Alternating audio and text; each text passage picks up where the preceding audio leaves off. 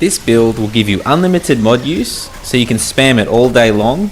You'll also have the longest evade time with the largest evade window where you can't take any damage, and you can also wear the heaviest armor with no penalties for that extra survivability. And to top it all off, every time you dodge or evade, you'll regenerate massive amounts of health. A lot of people are using the tanky Root Doctor build on Apocalypse, and it's very powerful, but I think the low damage output can get a bit boring after a while. So I wanted to show you this really fun and powerful build that's great on Apocalypse, as it carried me through my entire Apocalypse run.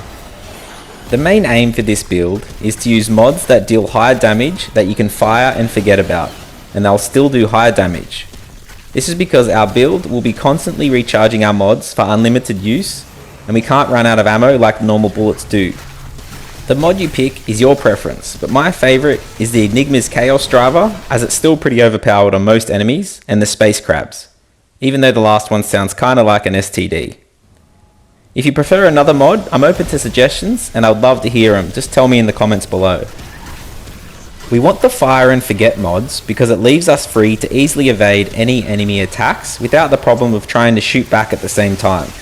And with our Misty Step evades, we get a really long evade distance with the largest window where we can't take any damage.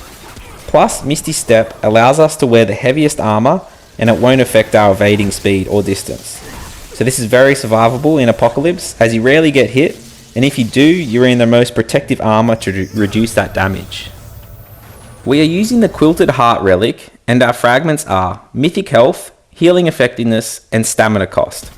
This allows us to receive massive health regen, and negates any health loss when Misty Step evading whilst the relic is active. It also minimises health loss when evading without the relic being active. This pairs perfectly with the Medic archetype, as it increases all healing effects and relic use speed. Also, the Healing Shield skill adds even more shields and health regen to our build. So all of this gives us quite a tanky build, especially for the high DPS we can achieve.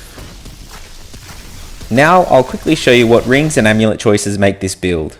Firstly, we want the Archon as our primary archetype for all of the extra mod generation and massive mod damage increases. I love using the Havoc Form skill, because who doesn't love frying some peasants with lightning? But really, it is good for crowd control. I'm using the Necklace of Flowing Life to trigger the Misty Step evades. I chose this in particular because it's helping us really boost that mod power generation. Now Ring of Omen is a must because it's the only ring to trigger our Misty Step evades. Stone of Malevolence for more mod power generation with our crazy Enigma.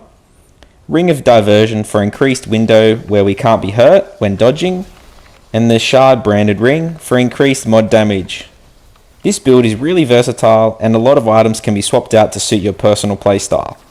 For example, you can swap out the Shard branded ring and the Stone of Malevolence for the tightly round coil to generate a shield when you use at least 75% of your current gun's magazine.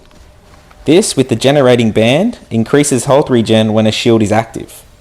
If the boss has empathy, then you may prefer this build to use your relic less. In this fight, you can see how forgiving this build is if you make mistakes. I mistimed a lot of dodges against Cancer's attacks, but I could tank most of the hits and popped my relic quickly to regenerate the missing health. This time round, Cancer had the empathy trait, so every time I popped my relic, it healed a chunk of its health. But this build still had enough DPS to wear down its health without dragging the fight on too long.